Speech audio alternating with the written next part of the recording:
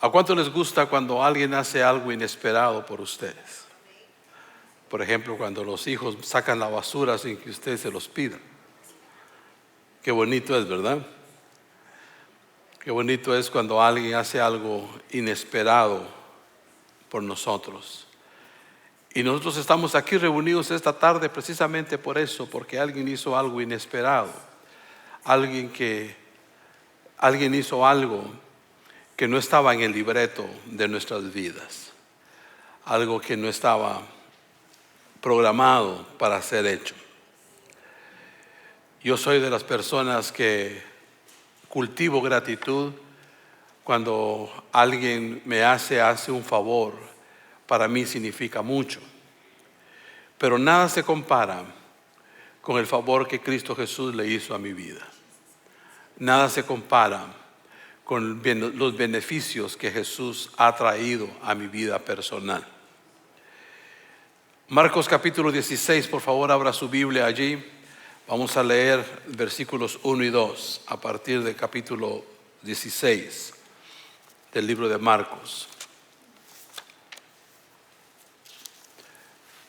Cuando pasó el día de reposo, María Magdalena, María, la madre de Jacobo, y Salomé compraron especies aromáticas para ir a ungirle.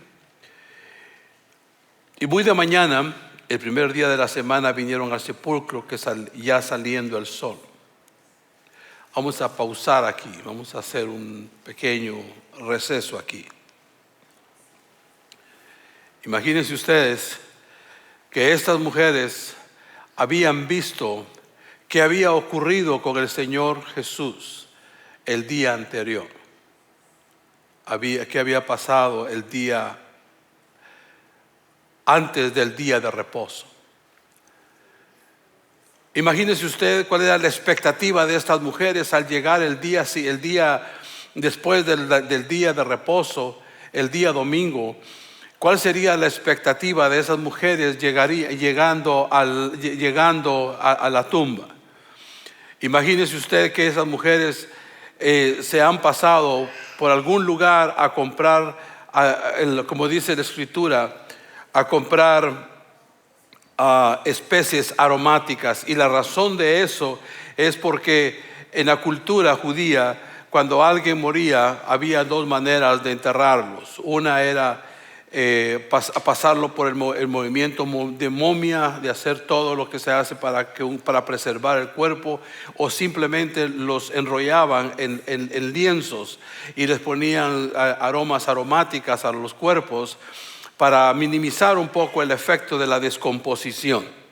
Estas mujeres iban con esa idea fija en sus mentes de que encontrarían encontrarían un cuerpo el cual ellas iban a ungir, el cuerpo ellas iban a preparar. Esa era la expectativa, ese era el picture que ellos llevaban en sus corazones en aquel momento. Imagínese usted, eso fue día viernes, cuando el cuerpo de Jesús fue bajado de la cruz del Calvario y fue llevado a la tumba. Y a todo esto había todo un día, que es el día sábado, que por la ley nadie podía hacer nada. Nadie podía viajar, nadie podía salir de la ciudad para irse a otra ciudad. Nadie en su frustración de ver a Jesús muerto pudo haber pensado: este es el momento de salir de aquí, de irme para otra ciudad, de irme para otro país. El plan ha fracasado, Jesús está muerto, ahora está sepultado. Por el ser día sábado, ellos no podían ni siquiera moverse dentro de sus propias casas, tenían restricciones por la ley judaica. Ahora imagínese usted, ¿cuántos a ustedes les gusta esperar? A nadie nos gusta esperar, ¿verdad? Yo me recuerdo, era el nacimiento de mi primera hija, hace 40 años casi eso. Estábamos mi esposa y yo en un hospital público en Guatemala, en donde Flor llegó ya con dolores de parto. ya se le había reventado la fuente. Sabíamos que tenía que dar a luz ya en cualquier momento. Mas sin embargo, por el sistema de salud de mi país, yo soy de Guatemala, el sistema de salud de mi país no es el mejor, el más eficiente, e hizo que tuviéramos que esperar de las 8 de la mañana hasta las 5 de la tarde para que a Flor le hicieran una cesárea. Ese periodo de espera yo nunca lo voy a olvidar, porque tenía mucha angustia, tuve mucha angustia. ¿Qué está pasando con mi esposa? ¿Qué irá a pasar con mi bebé? ¿A qué angustia dentro de mí? Esperando y esperando. Y lo peor de la historia era de que ella no estaba en un lugar privado. Ella estaba en un lugar en donde habían como unas 10 pacientes más esperando dar a luz. Y yo la podía ver, pero yo no podía llegar hacia donde ella está, porque había un policía que impedía que uno pasara a platicar o a hablar o a consolar a su paciente. Y ahí estuve yo durante muchas horas esperando, pero esa angustia se transformó en algo distinto cuando escuché el ¿qué? De mi hija. ¿Verdad? Cuando escuché que nació mi hija, para mí la angustia, el dolor, la aflicción que estaba yo sintiendo acabó desvaneciéndose cuando escuché que había nacido mi hija. Imagínese usted a este grupo de mujeres, a este grupo de personas que estaban esperando, pero hasta ese momento todas sus emociones, todo su pensamiento estaba conturbado. Habían seguido a un hombre durante 3 años, habían servido a un hombre durante 3 años, habían recibido enseñanzas por algunos años a los pies de este maestro. Habían sido discipulados, habían sido enseñados, pero ahora estaban aquí con todos sus aromas recordando. Nosotros vimos cómo bajaron el cuerpo de Jesús de la cruz, vimos cuando lo fueron a meter a la tumba, vimos cuando rodaron la piedra que cubrió la tumba, y la pregunta que ellas se hacían era: ¿quién nos va a ayudar a a quitar la piedra de la tumba? Porque ellas iban con la idea de que iban esperaban ver un cuerpo. Pero sorpresa, gran sorpresa se llevaron, porque cuando llegan el día domingo a la tumba, encuentran que la gran piedra había sido removida, había sido quitada del camino de ellas, y ellos pudieron entrar a la tumba y ver, y podían haber entrado a la tumba y ver, y encontraron que no había Jesús, no había cuerpo. Y denle un fuerte aplauso a eso. Es el momento crucial. Es un momento crucial en la vida de aquel grupo de personas. De aquel grupo de personas que se esperaban ver algo, y resulta que les sucede algo inesperado, al que Jesús no está ahí. Pero eso no era algo que no estuviera previsto. Sabemos, ellos no sabían, porque no existían las escrituras que existen hoy, que nos cuentan, las narran de 4 diferentes perspectivas. Mateo, Marcos, Lucas y Juan nos cuentan de maneras distintas todo el ministerio de Jesús. Esas mujeres no tenían eso, ellas no sabían cuál era el final. Nosotros sí sabemos cuál es el final. Nosotros sabemos que Él, al leer las escrituras, sabemos que Él fue muerto, que Él fue crucificado, muerto, enterrado, pero sabemos que resucitó de entre los muertos. Y eso es una gran bendición.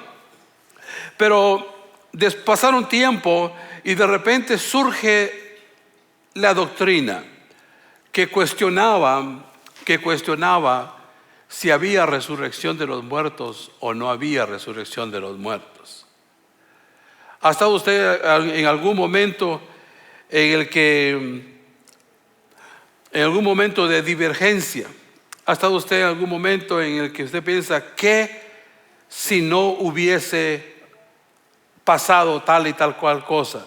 Yo me pongo a pensar, por ejemplo, ahora que veo a mi hijo Tony acaba de comprarse 6 acres de tierra en Emmet, y lo veo feliz poblando su pequeña propiedad con vacas, con caballos, con gallinas, con cabras, con ovejas, con perros falderos.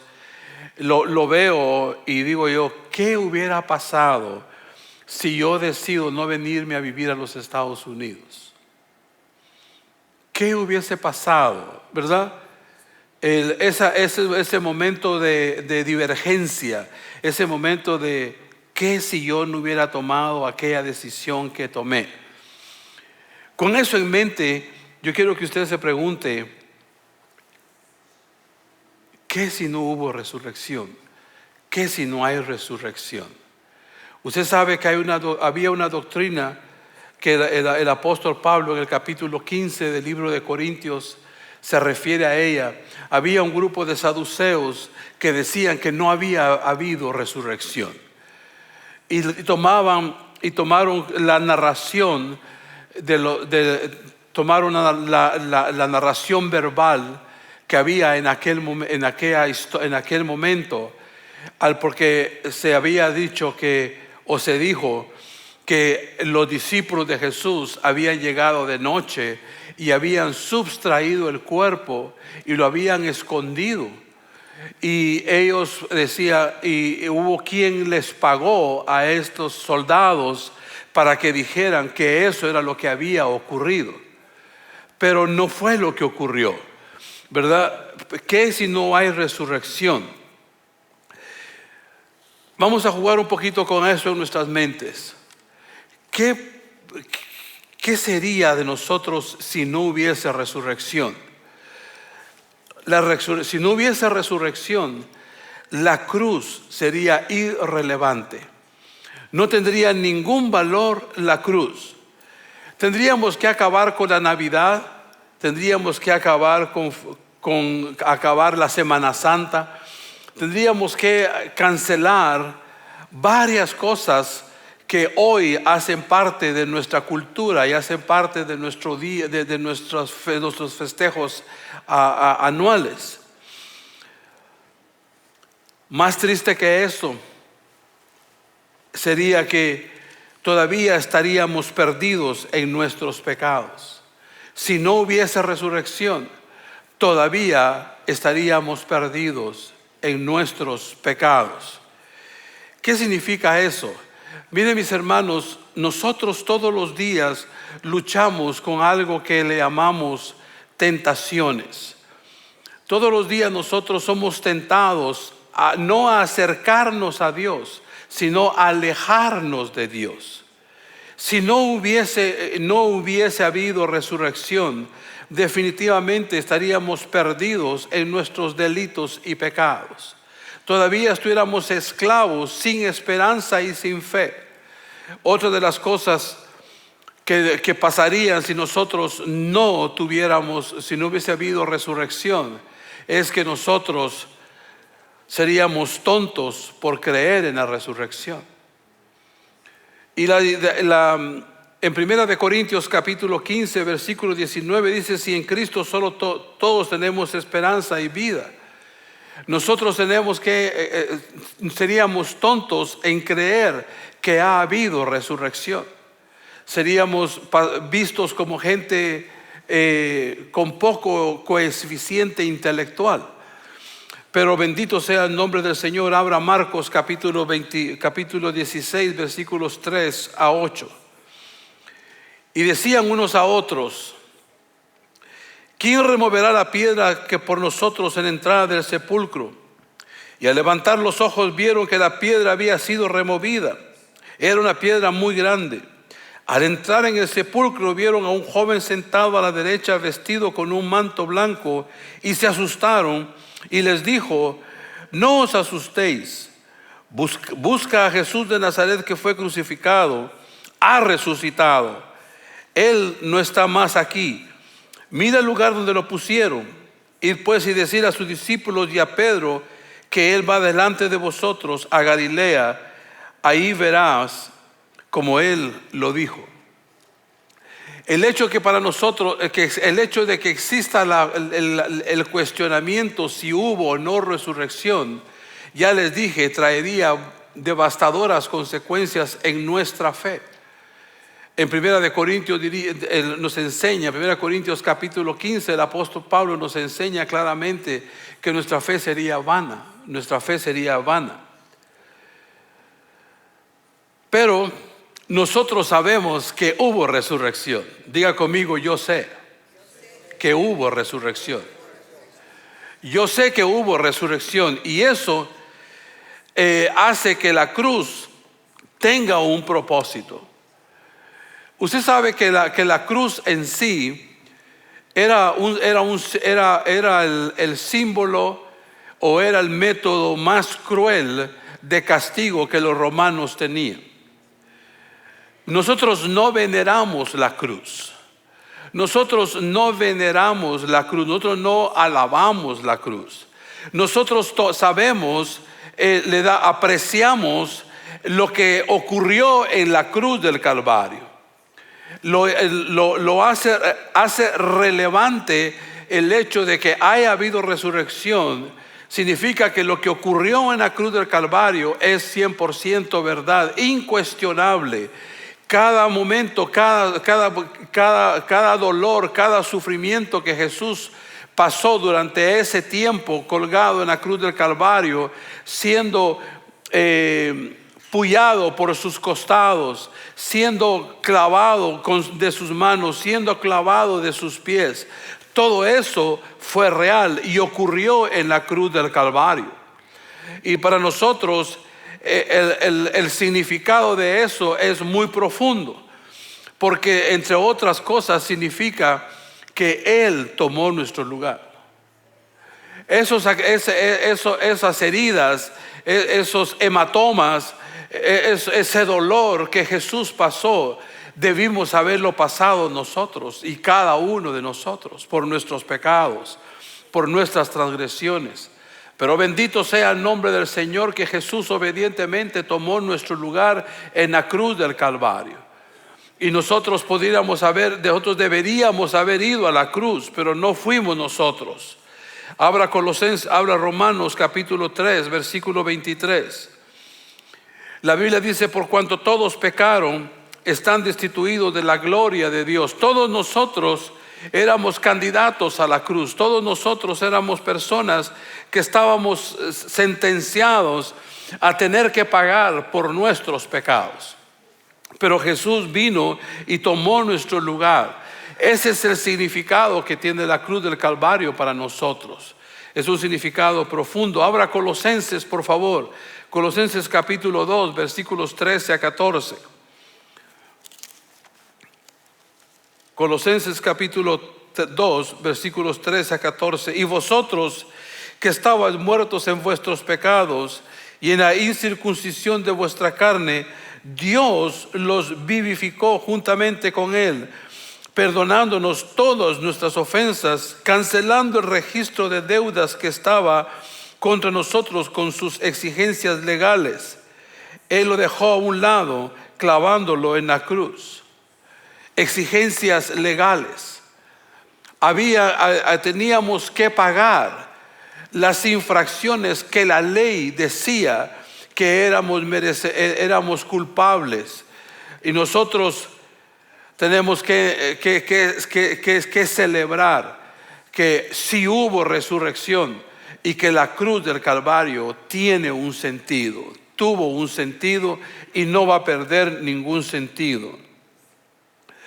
La otra cosa que viene como beneficio de aceptar y de seguir creyendo que hubo resurrección es que la obra de Dios valió la pena la espera.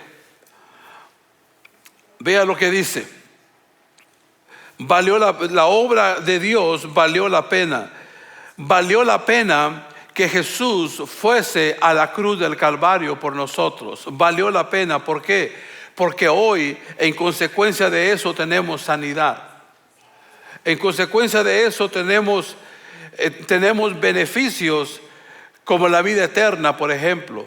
En consecuencia de eso, de que valió la pena la espera, nosotros tenemos beneficios tales como ya dije, la vida eterna, la salud, el bienestar, la prosperidad. Podemos ver con buenos ojos nuestro futuro. O sea, nuestro futuro no está predicho en los periódicos seculares el día de hoy. Ningún periódico del día de hoy puede decir qué es lo que va a pasar en tu futuro. Ningún noticiero va a decir qué es lo que va a pasarte en el futuro. Es el sacrificio de Jesús en la cruz del Calvario lo que hace que tu futuro sea brillante, sea mejor y que sea glorioso para la honra y la gloria de nuestro Señor Jesucristo. Nosotros también, como beneficio de esto, vamos a ver que nosotros podemos aceptar que nos llamen tontos por creer en la resurrección. Yo no tengo ningún problema en que las personas me vean a mí o crean que yo soy un tonto porque creo que Jesús resucitó. Yo no tengo ningún problema con que las personas menosprecien mi fe cuando yo digo que Jesús resucitó. Yo estoy seguro que la gran mayoría de nosotros vamos a celebrar juntamente con el Señor el día de que con Él resucitamos para la eternidad. Es muy importante, mis hermanos, que nosotros en esta época, en estos días de reflexión en los que hemos estado pensando mucho en lo que Jesús ha hecho. Yo tengo para mí que no hemos pensado lo suficiente. Yo tengo para mí que hemos pensado hasta donde nuestra mente nos lo permite. Pero permítame comenzar a finalizar y poder decirle dos cosas que son importantes para mí. La primera, la resurrección existe. Y la resurrección es una de nuestras creencias fundamentales en nuestra fe cristiana. Nosotros vamos a resucitar con Cristo en la resurrección. Nosotros vamos a ver a seres queridos que no hemos visto o que se nos han adelantado. Los vamos a volver a ver en la resurrección. Es muy importante que usted se afirme en que la resurrección no es solamente un festejo en el calendario religioso, sino que es un hecho que usted y yo vamos a resucitar para la vida eterna. Eso es importante. Y lo siguiente es de que usted hable de la resurrección con otras personas. Es bueno que usted hable con las personas. Yo voy a tomar el ejemplo que Pastor Keith, uno de los ejemplos que Pastor Keith dio en los servicios en inglés. By the way, Pastor Keith está aquí. Si ustedes lo pueden ver, está allá sentadito. Él es el pastor de la iglesia. Pastor Keith contó una experiencia que un amigo de él pasó. Este era un hombre que había sido un deportista, un hombre grande, grandote, que un día llama a Pastor Keith por teléfono y le dice: mi hija ha sido muerta en un accidente de carro aquí en el 2026. Y él estaba devastado. Este hombre estaba devastado. Este hombre estaba conmovido. Había perdido a su hija. No estoy seguro si era la única hija, pero siendo una hija ya era pérdida suficiente.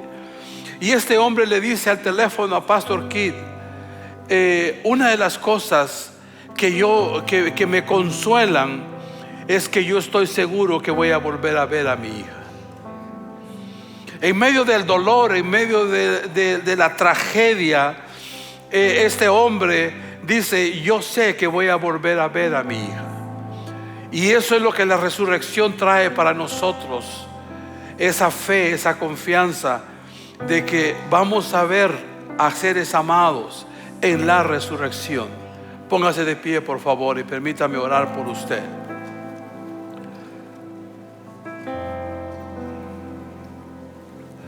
Durante mucho tiempo yo pensé,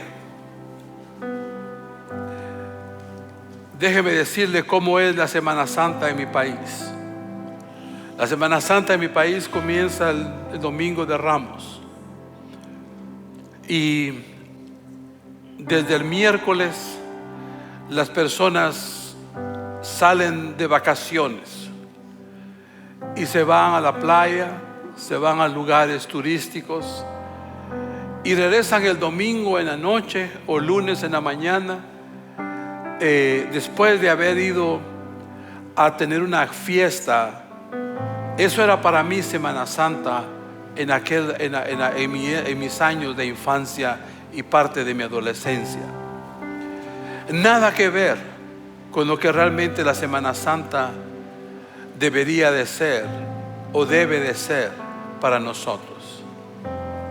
Mis hermanos, hubo un viernes en el que alguien inocente, alguien que no había pecado, alguien que no tenía mancha ni arruga, un hombre perfecto, hubo un viernes en que él fue llevado, humillado, llevado a la cruz del Calvario. Ahí en la cruz del Calvario él fue clavado. Él no fue amarrado de los puños, él fue clavado literalmente en sus manos y en sus pies. Las heridas que le causaron fueron reales, heridas que fueron causadas por espadas. La burla que él pasó cuando le dieron de beber vinagre con aceite, le dieron a beber para poderlo humillar. La corona de espinas que llevaba sobre la cabeza como una señal de humillación, cuando le decían: si eres el rey de los judíos, bájate de esa cruz. Todo eso ocurrió el viernes. Vino el sábado. El viernes Jesús fue sepultado. Vino el sábado y era un día de espera. De espera porque la ley decía que nadie podía hacer nada durante ese periodo de tiempo. Pero bendito sea Dios que hubo un domingo. Hoy llegó el domingo y Jesús había salido de la tumba donde Él había sido puesto. Y esa resurrección, mis hermanos, es la que hoy celebramos con emoción en nuestros corazones. Esa es la resurrección que hoy celebramos con devoción y gratitud a Dios, porque por esa resurrección hoy somos salvos. Aleluya.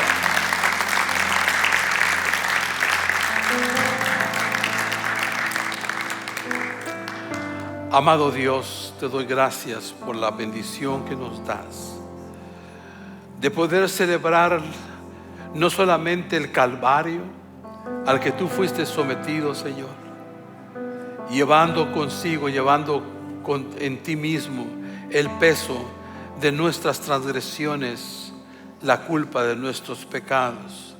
Siendo tú inocente, te dispusiste a tomar nuestro lugar, y eso hoy, Señor, nos conmueve, porque podemos ver que por tu obediencia al Padre, hoy nosotros podemos celebrar que Cristo Jesús resucitó de entre los muertos.